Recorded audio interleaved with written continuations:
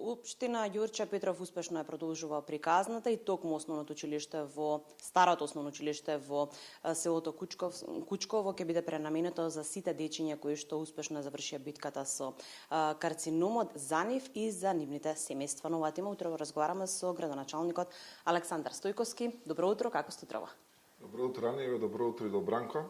Одлично утро, добро е што го стартуваме со вас работно, како и сите денови изминати и да соопштиме убави вести за жителите на Ѓурче и за пошироката јавност. Да, ово може да кажеме дека слободно ќе биде втор дом за сите дечиња кои што успешно ја завршија битката со карциномот. 20 дечиња заедно со нивните родители ќе имаат можност да бидат згрижени во овој центар. Па така, видете, ние тргнавме таа една благородна идеја. Тука имавме и поддршка од невладината организација САНО на самиот старт. Проектот го реализиравме преку Скопски плански регион и мислам дека идејата беше уникатна и такво нешто од овој тип како центар за ресоциализација повеќе би го кажал за едно дружење на децата кои што го победиле карциномот, таа опака болест не постои никаде во регионот. Еве на наше задоволство после неколку продолжувања, да кажам, ги завршивме градежните работи околу самиот објект. Останува некои работи кои што треба да ги уредиме, но сепак тргнавме ние со една желба, една идеја да дадеме нова надеж, да дадеме нови можности за психосоцијална поддршка, за дружење, за враќање во нормалните активности, па и образовна улога ќе има тој центар каде што тие дечиња во иднина во различни групи ќе престојуваат и сакаме да создадеме едно уникатно искуство кое што ќе користи не само за децата од овде, бидејќи центарот е регионален.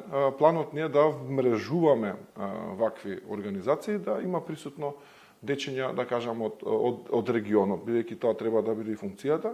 И еве можам да кажам слободно дека идејава сме презентирали и надвор и веќе работиме на уште еден проект кој ќе се надоврзе на проектот Приказната продолжува. Така да ќе има интерес, ќе дадеме нов живот на новој објект, нова старо училиште што е повеќе од 100 години таму веќе на таа локација, да повторно детскиот жагор го вратиме во овие простори и да биде едно позитивно искуство кое што се надевам дека ќе биде применето и на други места, не само во државава, туку и надвор.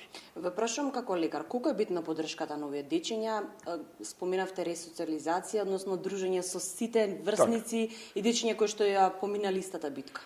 Па видете, исклучително е важно за секој една индивидуа, посебно за луѓето кои подолго време постојувале во болнички услови. За жал, природата на болеста е таква да не знаете колку време ќе се задржите. Некои дечиња се со години, некои се со месеци, некои се и со години на континуирана терапија и медицинска поддршка, така да мислам дека вакви начин малце ќе им го разведри секој невието и едноставно ќе имаат услови, па да се дружат со тие дечиња, бидејќи тие додека престојуваат таму и се здружуваат со дечињата со кои престојуваат во еден поинаков амбиент, поприроден, да кажем, со подобри услови за председругарување, да заборават на она што било, затоа што колку побрзо ги воведете во нормалните начини на функционирање, толку побрзо тие трауми мислам дека ќе изгледат. Битна е многу поддршката. Ние како општество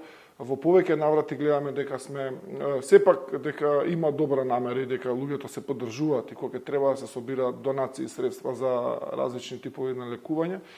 Меѓутоа, ваков тип на поддршка до сега не сме имале. И еве се овак нека биде апел до сите и општествено одговорни институции и до други невладени организации кои што сакале понатаму да соработуваат на овој. Ние сме отворени да го изнајдеме правиот модел на одржливост на самиот објект и да прерасне во една навистина уникатна институција понатаму, која што нормално би била под капа на општината во соработка со други надворешни фактори, министерства, невладин сектор и све, за да биде навистина нешто што ќе биде баш природен начин на функционирање на овој објект.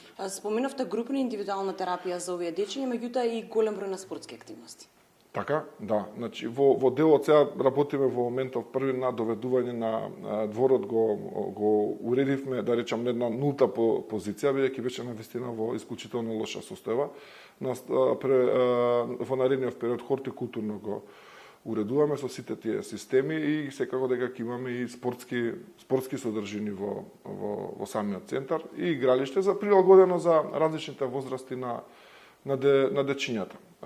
Така да не само ова во Војнина планираме проект тука за поголем спортски центар во Кучково, кој што не само за овие дечиња ќе биде во функција за целиот град Скопје практично, затоа што водно е добро, меѓутоа нема толков капацитет, да кажам, и нема такви услови како што имаме ние во Кучково. Да ги споменуваме сите кои што се директно вклучени, така. Вие изминатиот период направивте увид заедно со министерот за локална самоуправа Перински. Така. И кој уште беше со Па вас? вака јас би ги истакнал тука особено да ги поздравам, видов дека се во студио луѓето од Скопски плански регион, Центарот за развој на Скопски плански регион, директорката Розета и незиниот тим кој што од самиот старт се вклучени во делот на апликацијата, да кажам, на проектот и не водеа низ проектот, веќе сепак имаат искуство. Поддршката што добивме од невладината САНО, добивме поддршка во текот на апликацијата и од други скопски општини, општината Бутел, општината Карпош, при од градот Скопје. Добивме поддршка за реализација на овој дел. Финансирањето